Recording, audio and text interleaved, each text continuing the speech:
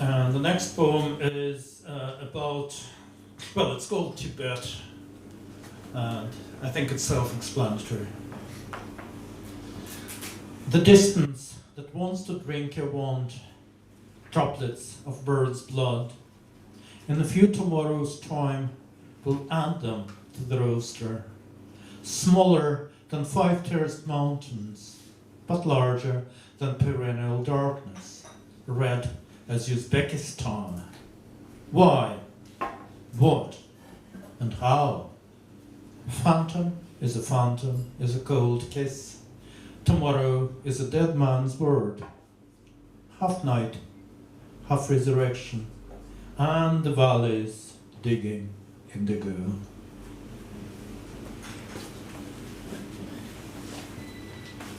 Tiibet. Etäisyys tahtoo juoda janosi. Linnunveren pisaroita. Muutamassa huomisessa lisäämene luetteloon. Pienempi kuin 5 penkereen vuori, mutta suurempi kuin jatkuva pimeys. Punainen kuin Uzbekistan. Miksi, mitä ja miten? Aave, on kylmä suudelma. Huominen on kuolleen miehen sana. Puoli yötä, puoli ylösnousemusta. Ja laaksot kaivautuen indigo. Thank you very much. I'll read a few poems just in English. I think I have another 5 minutes. And there is no translation, so sorry about that. I'll read one more from this book, Stowaway, which was published in Ireland last year. It's called Debriefing. It's about a man or a woman becoming somebody and how this person made it, how this person surfaced. Well, in every sense of the word. It goes as some kind of questionnaire. Somebody is asking you all the questions. Debriefing. Who are you? How did you make it to the surface? Weren't you supposed to drown in inter alia? Weren't you about to be swallowed by Leviathan? Oh, and by the way, has he finally learned how to master time? Did you avail of uncommon sources of sound, a livid liver, vertical pride? Did the sea ink dissolve in your blank page eyes? Did dead names donate their labels to you? Was there a script in your crypt?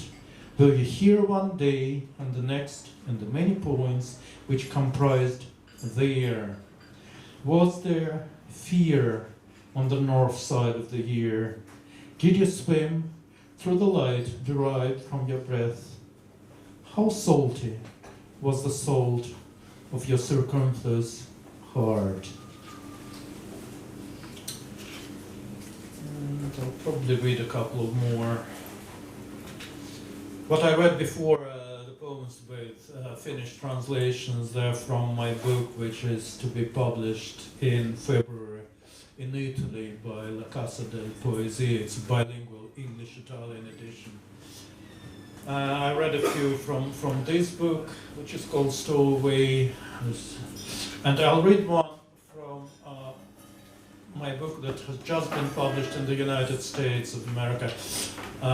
It's called The Two-Headed Man, you have mentioned it, Two-Headed Man and the Paper Life. This is a prose poem. It's a bit easier to follow than my surrealistic poems that I read before. I don't have the book because it just came out 2 weeks ago. Copies were sent to my Dublin address, but I've been traveling, I haven't got them yet.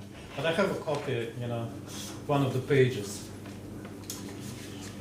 I don't know if you read all the newspapers and follow the news. I'm kind of a news addict. I read everything. And I was surprised to read an article, little article,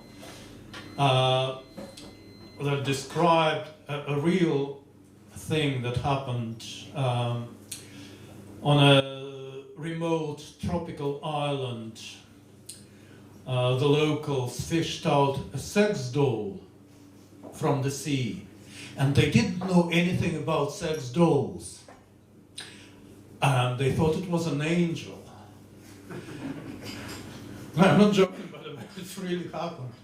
And then they thought it was an angel, and the police were very much against, worshiping that terrible object, and they arrested the doll, and the doll ended up in prison. So that's the way it happened, and I wrote this poem. It's called Sex Toy Mistaken for an Angel. As the morning opened its folds to sun pillars, the islanders went scavenging among exalted chairs and floating doors, and she presented herself prettily, slightly sluttily, her lips seemingly ready to French kiss the rose of creation. They knew nothing about the adult paraphernalia, but felt certain what the aspect of an angel should look like. Don't we all? When they grabbed her, she unloosed a full body hug and faltered.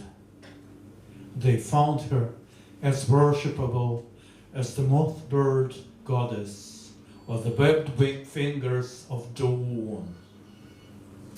What was pulsating inside police pencils? Which invisible cauldron belched out a chill in such an arctic manner? Positioned by a crack in the cell wall that bleeds yellow rains, the doll has since been staring into heaven through the gap in the thick crochet of clouds. And the islanders have reverted to revering the unseeable. Thank you very much for your patience.